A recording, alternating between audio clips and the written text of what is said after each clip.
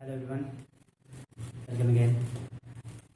आज जो है इस टॉपिक का लास्ट इस टॉपिक में एक छोटा सा टॉपिक लास्ट बचा हुआ है। ये ख़त्म हो जाएगा, उसके बाद स्ट्रेन एनर्जी आएगा, रेसिजुअल स्ट्रेस बचा हुआ है और उसके बाद हम लोग न्यूमेरिकल करेंगे।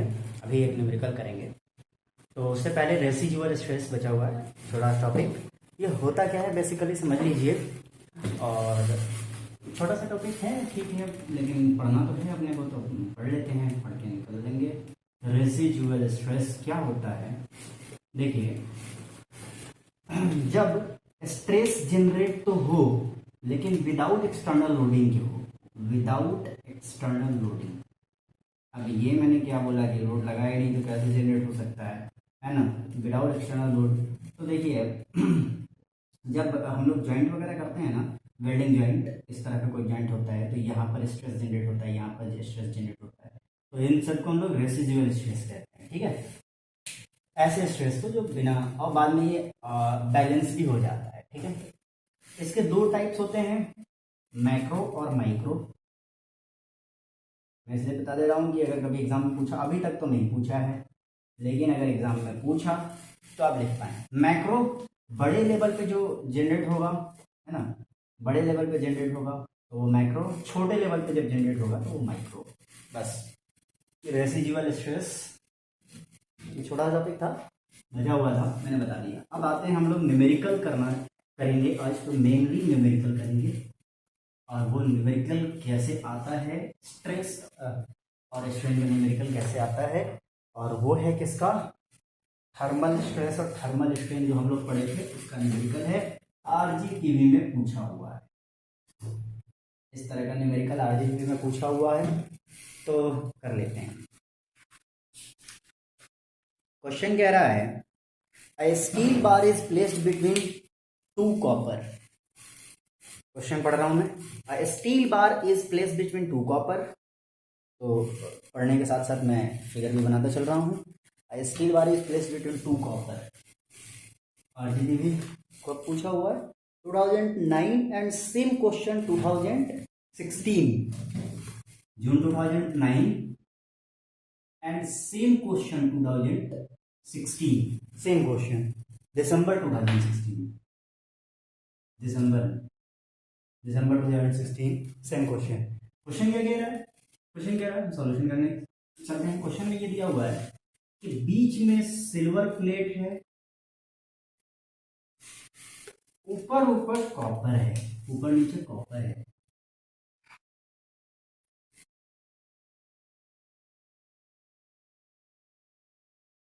ऊपर नीचे कॉपर है, बीच में ये सिल्वर दिया हुआ है, ऊपर नीचे कॉपर है, कॉपर है, ये कॉपर है, ठीक है, और बीच में, सॉरी सिल्वर नहीं, स्टील दिया हुआ है, सॉरी, बीच में स्टील दिया हुआ है।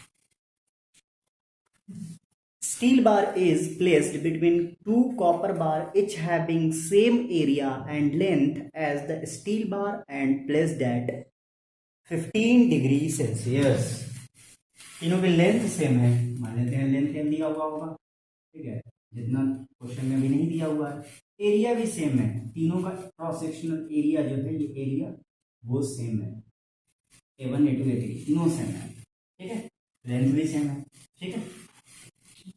15 डिग्री सेल्सियस पे रखा हुआ है, T1 दिया हुआ है 15 डिग्री सेल्सियस। अब देखते हैं बढ़ाया जाता है कि घटाया जाता है, देखते हैं। हीट किया जाएगा तो बढ़ेगा, कूल किया जाएगा तो घटेगा। 15 degree Celsius. At this stage they are rigidly connected together at both the ends. यहां पर और यहां पर ये कनेक्ट किए गए हैं, यहाँ ये दिख रहा है ना, यहाँ पर ये कनेक्ट किए गए हैं, यहाँ पर ये कनेक्ट किए गए हैं, ठीक है, एक दूसरे से कनेक्टेड है, rigidly connected both ends. When the temperature of the assembly is raised to 315 degree, temperature को कहां बढ़ा दिया गया, T2 315 डिग्री सेल्सियस कर दिया गया। दोनों डिग्री सेल्सियस में है तो बदलने की कोई जरूरत फिलहाल नहीं है, ठीक है। और क्वेश्चन क्या कह रहा है, the length of the bar increase by 1.5 millimetre, length of the bar, the length of the bars increase by 1.5 millimetre.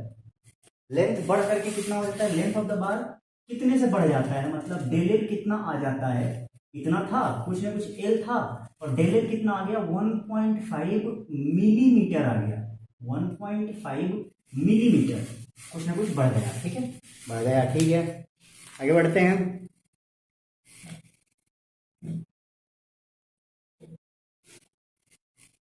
1.5 millimetre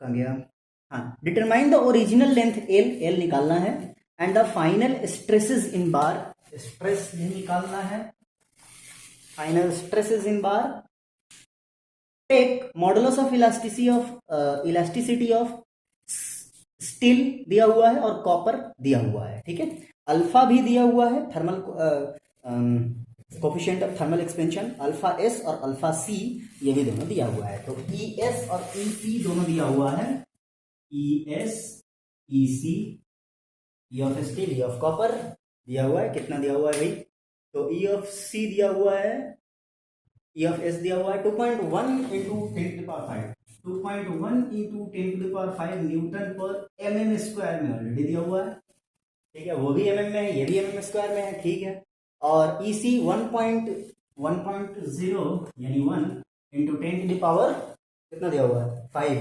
10⁵ Newton पर मिलीमीटर स्क्वायर, ये क्वेश्चन में है। अल्फा सी और अल्फा एस भी दिया हुआ है, अल्फा सी अल्फा एस दोनों दिया हुआ है, अल्फा एस 0.000012, 0.000012, ठीक है, पर डिग्री सेल्सियस, जैसे पर डिग्री सेल्सियस जैसे मैंने बताया था, यूनिट इसकी पर डिग्री सेल्सियस हो जाएगी। अल्फा सी कितना दिया हुआ है 0.000175, 0.000175 पर डिग्री सेल्सियस, ये दिया हुआ है। अब क्वेश्चन में क्या निकालना है, क्वेश्चन में एल निकालना है और सिग्मा निकालना है, देखिए ध्यान से देखिएगा तभी समझ में आएगा, वरना नहीं आएगा समझ में, ठीक है।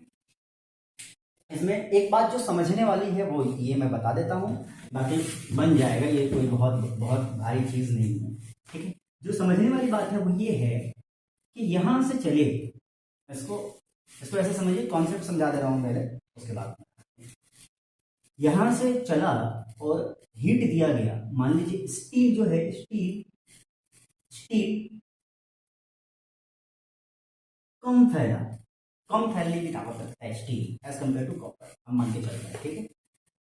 तो एक बात बताइए, स्टील अगर कम फैलना चाह रहा है तो ये यहां तक फैलेगा, लेकिन कॉपर अगर चाह रहा है कि नहीं हम यहां तक नहीं बल्कि यहां तक फैले, तो ऐसा थोड़ी ही हो जाएगा कि स्टील इतना फैले और कॉपर इतना फैल जाए, नहीं हो पाएगा, क्योंकि दोनों यहां पर कनेक्टेड है ना। तो क्या करेगा ये, क्या करे, या तो ये बीच में कहीं पर ये दोनों मिल जाएंगे, बीच में कहीं पर, है ना, बीच में कहीं पर, ऐसा समझिए कि दो दोस्त हैं, ये कॉपर सेम ही है, ये कॉपर स्टील, ठीक है, इन दोनों के कंपेयर कर लेते हैं, ये दो दोस्त हैं, एक जो है दौड़ने के लिए निकलते हैं, ठीक है, एक की ताकत है कि वो बहुत दूर 5 किलोमीटर जा सकता है, ठीक है, एक की कैपेसिटी है कि नहीं वो 2 किलोमीटर ही जा सकता है। तो अगर सच्ची में दोस्त हैं तो 5 किलोमीटर वाला इसको 2 किलोमीटर वाले को छोड़ के नहीं निकल जाएगा, है ना, सच्ची में दोस्त है तो, वरना दोस्त तो कुछ भी कर सकता है। तो ये इसी तरह से, हाँ, ये जरूर कर सकता है कि इसको थोड़ा सा धक्का लगा के थोड़ा दूर तो लेके जाएगा, तो 2 से 2.5 किलोमीटर जा सकता है, 5 तक तो नहीं जा सकता, मान लीजिए 2 से 2.5 किलोमीटर तक लेके गया इसको, तो ये यहां से लेके यहां तक यही डेल दिया हुआ है, और इसका फॉर्मूला हम लोग पढ़ चुके हैं, एल अल्फा डेल टी होता है, एल अल्फा डेल टी होता है, इसका फॉर्मूला हम लोग पढ़ चुके हैं, याद कीजिए तो यहाँ से एल निकल जाएगा, del L is equal to L alpha del T, है ना, एल अल्फा डेल टी हम लोगों ने पढ़ा है, तो डेल एल दिया हुआ है 1.m एप्सिलॉन, यहाँ से निकल जाएगा, है ना। और दूसरी बात ये कि इसमें डेल एल जो है बराबर आ रहा है, डेल एल जो आएगा एप्सिलॉन का, वो सॉरी स्टील का, वही डेल एल आएगा कॉपर का, डेल एल जो आएगा स्टील का वही डेल एल आएगा कॉपर का, है ना। इसका मतलब जो स्टील में एप्सिलॉन होगा, मतलब स्ट्रेन होगा, वही कॉपर में स्ट्रेन होगा सेम। और इसका मतलब सिग्मा अपॉन ई का जो रेशियो होगा वो दोनों में सेम होगा, सिग्मा अपॉन ई स्टील का और सिग्मा अपॉन ई कॉपर का, दोनों का रेशियो सेम होगा। सिग्मा हमें निकालना है, sigma of steel upon E of steel, sigma of steel upon E of steel is equal to sigma of copper upon E of copper. अब एक बात बताइए, सिग्मा ऑफ स्टील तो नहीं दिया हुआ था, सिग्मा ऑफ स्टील हम निकालेंगे, और लेकिन ई ऑफ स्टील तो दिया हुआ था ना, ये ई ऑफ स्टील 2.1 इंटू 10⁵ रख दिया। सिग्मा ऑफ कॉपर दिया हुआ है ना, सिग्मा ऑफ सॉरी नहीं दिया हुआ, ई ऑफ कॉपर दिया हुआ है, ई ऑफ कॉपर कितना है 1.0 इंटू 10⁵।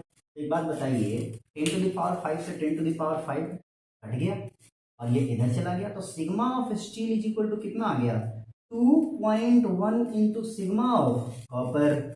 एक इक्वेशन हो गया, एक इक्वेशन हो गया सिग्मा ऑफ,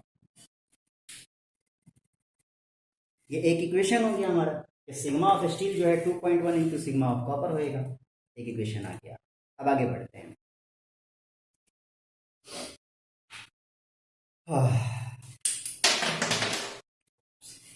चलिए आगे बढ़ते हैं।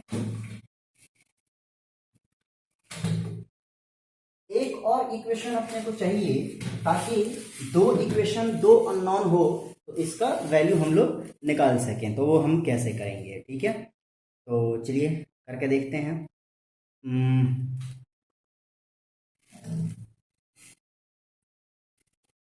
चलिए तो एक इक्वेशन आ गया अपने पास, दूसरा इक्वेशन मैं सब समझा रहा हूँ कैसे निकालते हैं, ठीक है। बाकी कैलकुलेशन कैलसी का इस्तेमाल करना सबको पता है कि अपने आरजेपीवी यानी यूनिवर्सिटी की एग्जाम में जो है कैल्सी मिलता है, गेट में भी कैल्सी मिलता है, ईएस में कैल्सी नहीं मिलता है। तो ईएस में सवाल भी ऐसे किए जाते हैं कि वो तुरंत कैलकुलेशन कर लिया जाए। गेट में कैलकुलेशन आता है, कैलकुलेशन करने को देता है, लेकिन इतना बड़ा सवाल जो गेट में नहीं पूछेगा, ये यूनिवर्सिटी का सवाल करा रहा हूँ मैं, ठीक है। तो बहरहाल अब हम लोग बात करते हैं एप्सिलॉन एस प्लस एप्सिलॉन सी का, इन दोनों की बात कर लेते हैं, ठीक है। तो अभी बताया ना मैंने, एक ज्यादा बढ़ना चाह रहा है, एक कम बढ़ना चाह रहा है, ठीक है। तो ये दोनों कंप्रोमाइज करेंगे, एक कहेगा कि मैं थोड़ा सा इधर आ जाता हूं, एक कहेगा कि मैं थोड़ा सा इधर आ जाता हूं, तो दोनों में एक डिफरेंस क्रिएट हो गया ना।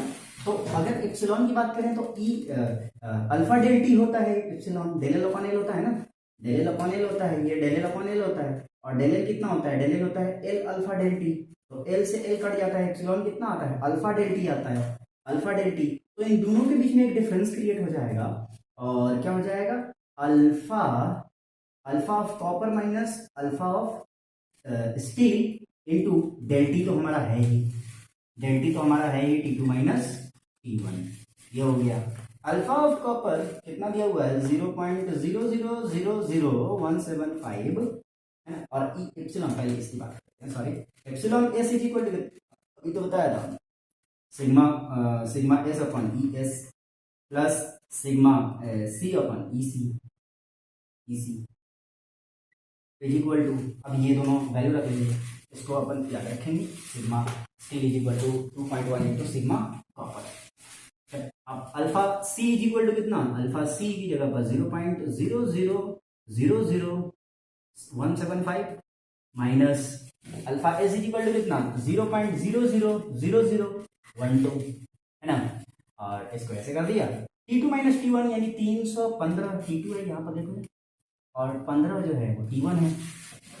सिग्मा एस अभी निकाला था ना, sigma C equal to what 2.1 into sigma C equal to 2.1 into sigma S, तो क्या इसकी जगह पर 2.1 इंटू सिग्मा एस रख सकते हैं, ये सिग्मा एस तो यहाँ रहेगा ही, ये ई एस दिया हुआ है ही 2.1 इंटू 10⁵ प्लस ये 2.1 इंटू सिग्मा एस कर दीजिए, ई सी 1 इंटू 10⁵ कर दीजिए इज इक्वल टू, ये कैलकुलेशन करके यहाँ रख लीजिए, 315 चला जाएगा, 300 बचेगा, ये यहाँ रख लीजिए, और कैलकुलेशन करके सिग्मा एस की वैल्यू निकाल लीजिए, बात खत्म।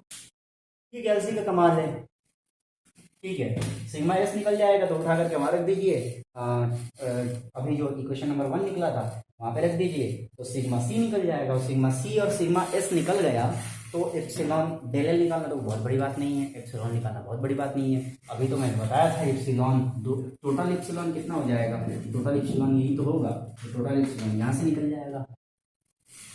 बस कैलकुलेशन कीजिए। फिर भी प्रॉब्लम कोई कुछ आती है तो डिटेल जो है वो शुरू में मैं अपना व्हाट्सअप नंबर वैसे भी दे दिया हूँ। कोई भी परेशानी आती है, कोई प्रॉब्लम आता है तो वहाँ पर आप कर सकते हैं, सवाल पूछ सकते हैं। और पेड कोर्स की जानकारी आपके स्क्रीन पर है, ज्वाइन करना चाहें तो मोस्ट वेलकम। Thank you.